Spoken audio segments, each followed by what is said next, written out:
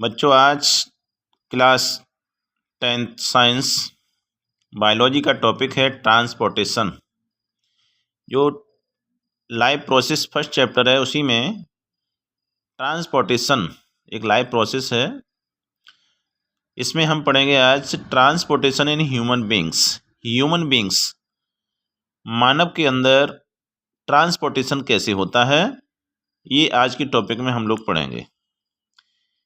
इसमें देखिए दिया गया है कि we have seen in previous sections that blood transport food. Human की बॉडी में फूड ट्रांसपोर्ट कौन करता है? Blood. Oxygen, food, oxygen and waste materials. Body के अंदर फूड क्या होता है? One place to another place transport किया जाता है, ऑक्सीजन को ट्रांसपोर्ट किया जाता है and waste materials in our bodies. हमारी बॉडी के अंदर जो वेस्ट मटेरियल्स और बनते हैं लाइक यूरिया, तो ये सभी ब्लड के थ्रू क्या हुआ था? ट्रांसपोर्ट किए जाते हैं। In class 9th we learn about blood beings a fluid connective tissue.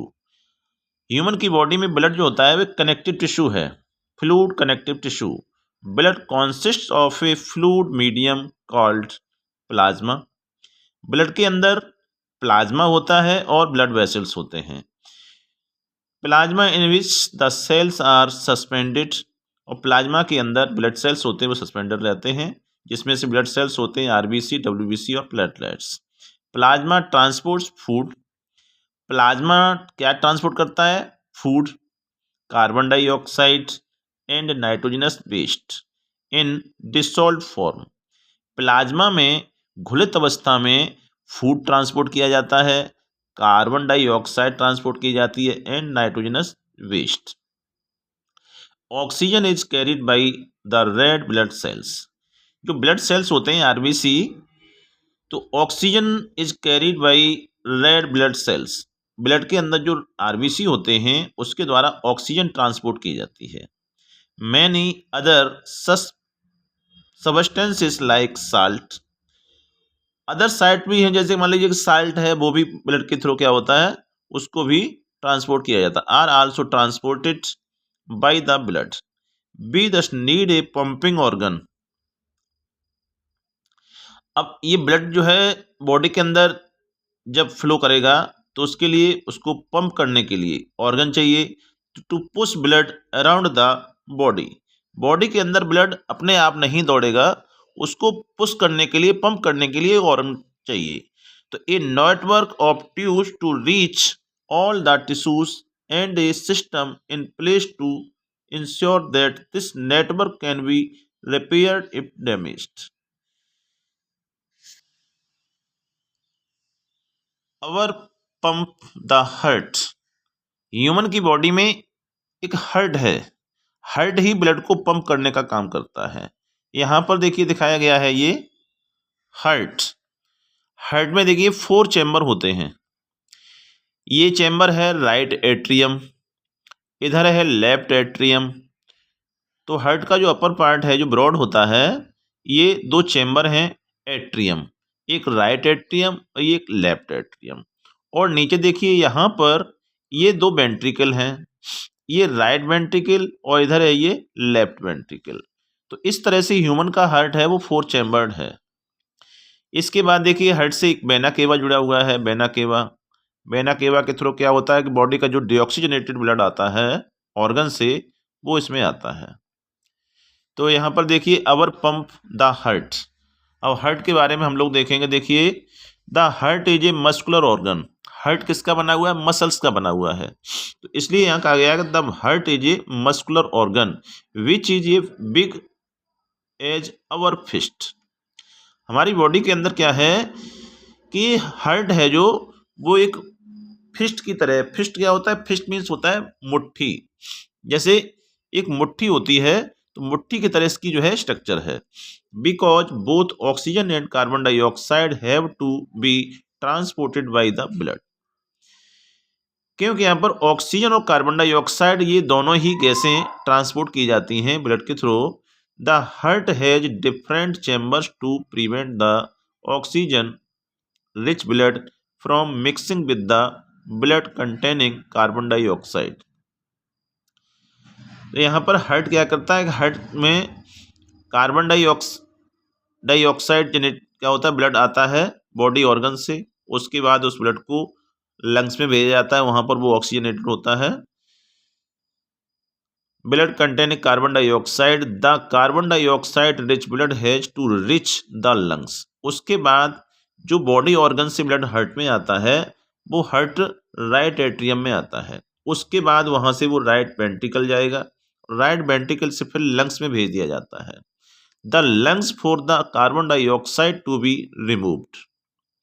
Lungs में जाकर के जो ब्लड के अंदर कार्बन डाइऑक्साइड होती है वो वहीं पर लंग्स में रिमूव कर दी जाएगी। And the oxygenated blood from the lungs.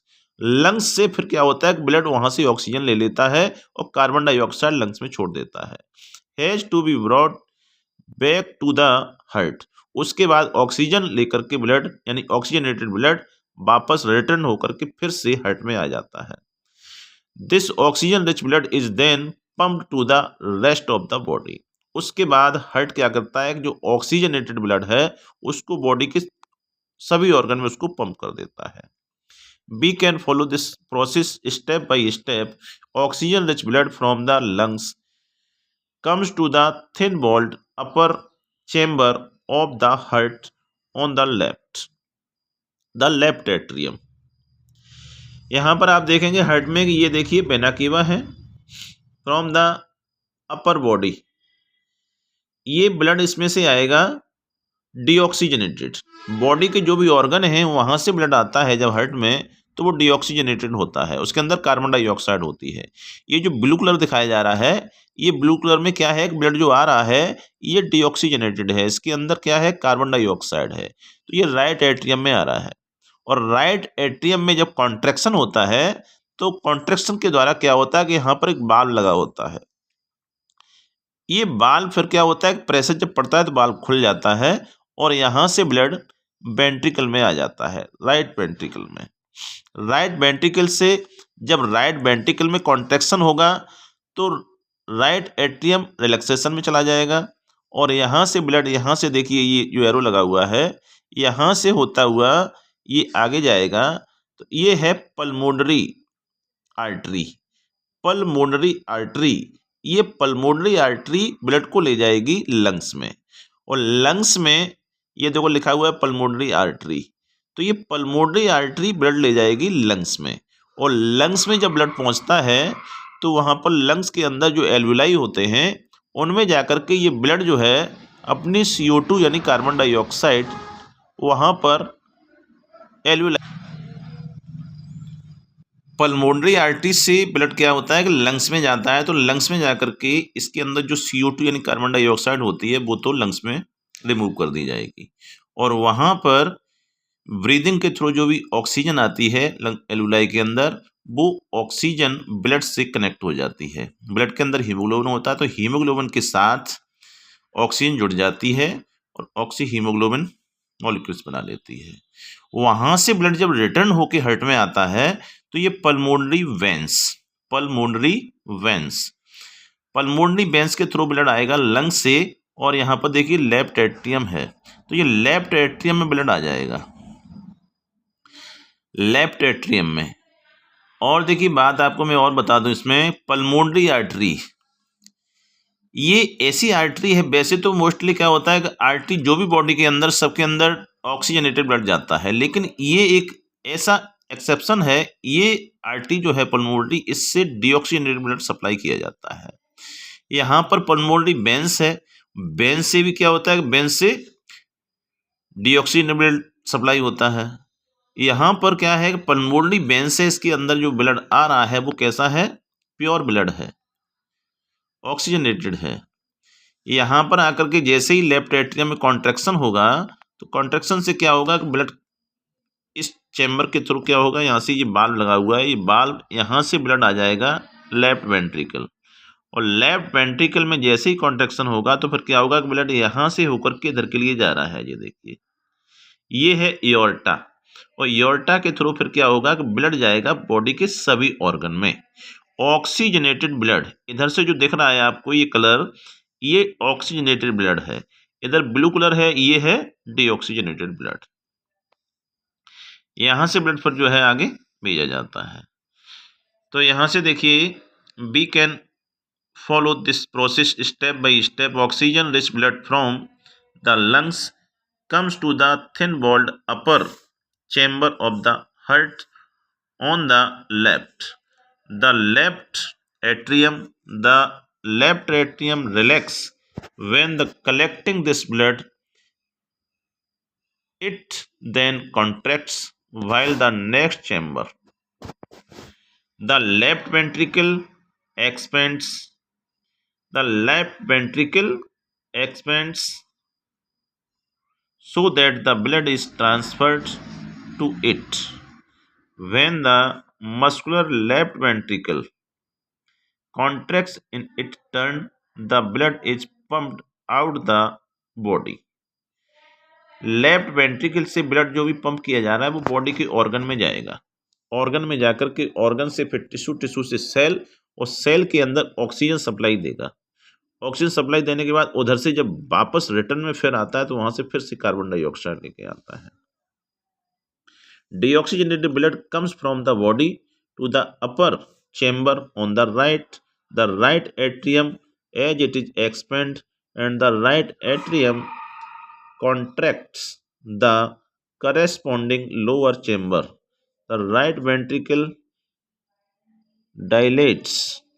This transfers blood to the right ventricle, which is turned pumped it to be lungs for oxygenation, since the ventricles have to pump blood into various organs.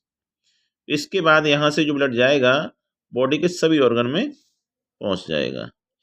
They have thicker muscular walls that the atria do. Valves ensure that blood does not flow backwards. Veins के अंदर क्या होता है, veins के अंदर बाल्व लगे होते हैं, तो वेंस के अंदर जो ब्लड फ्लो करेगा वो वन साइड करेगा। बाल्व लगे होते हैं तो जो ब्लड बढ़ेगा एक वन साइड ही फ्लो करेगा। Backward then the atria of the ventricle contracts. तो आज आपको बच्चों देखिए हार्ट की स्ट्रक्चर के बारे में बता दिया आपको। हार्ट आपका 4 चैम्बर है, इसमें right atrium, left atrium, right ventricle, left ventricle. इसके बीच में हार्ट में देखो एक सेप्टम पड़ा हुआ है जी, डिवाइडिंग बॉल। यहाँ पर चैम्बर को ये डिवाइड करने का काम करता है, ये बीच में एक सेप्टम होता है। तो आज इस वीडियो में यहीं पर मैं आप बंद करते हैं, इसके बाद अगला वीडियो आपको फिर देंगे, इसके आगे का जो भी है